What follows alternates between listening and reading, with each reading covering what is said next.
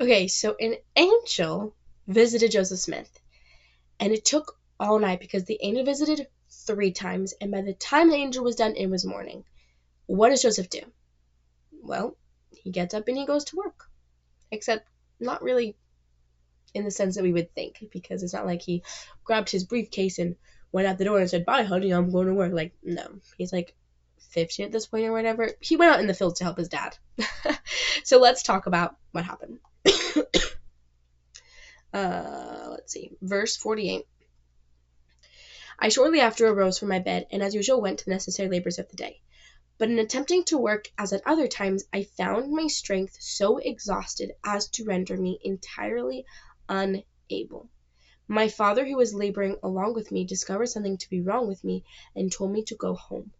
I started with the intention of going to the house, but in attempting to cross the fence out of the field where we were, my strength entirely failed me, and I fell helpless on the ground and for a time was quite unconscious of anything.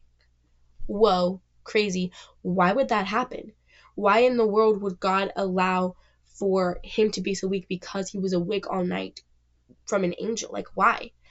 There's a reason. Let's keep reading.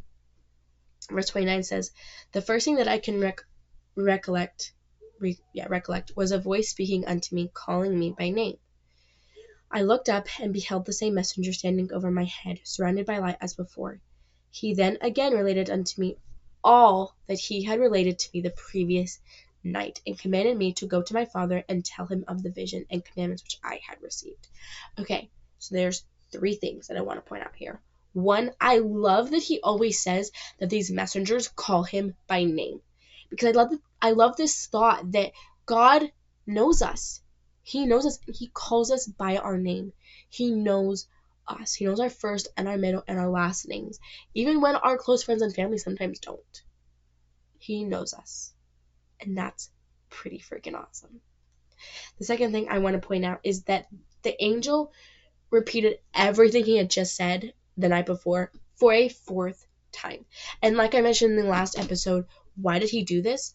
I think a big part of it was because it helped prepare Joseph. Because there's a huge difference between hearing that message once and 4 times. Having it 4 times, that's definitely going to help it stay in your brain more.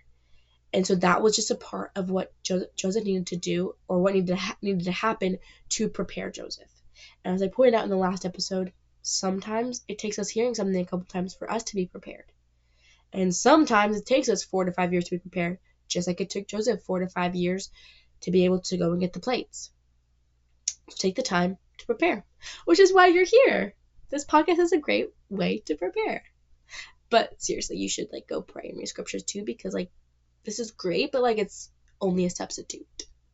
Or not a substitute, that's not the right word, but it's this needs to be in addition to what you're doing at home.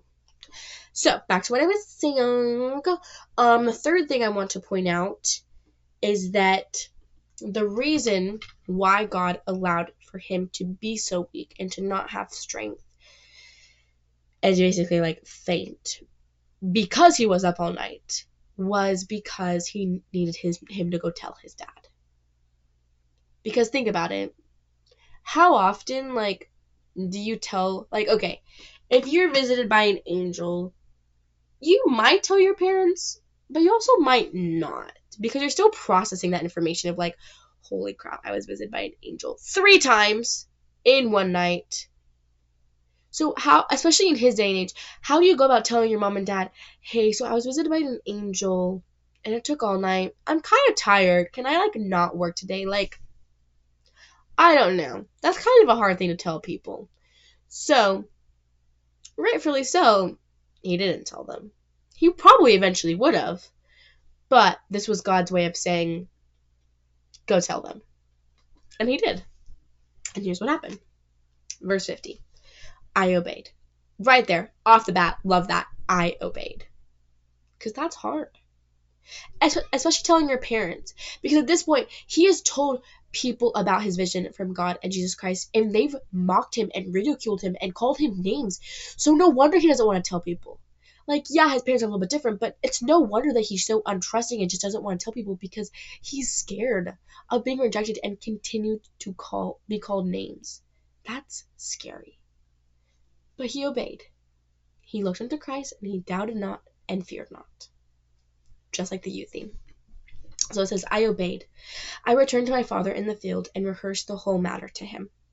He replied to me that it was of God, and told me to go and do as commanded by the messenger.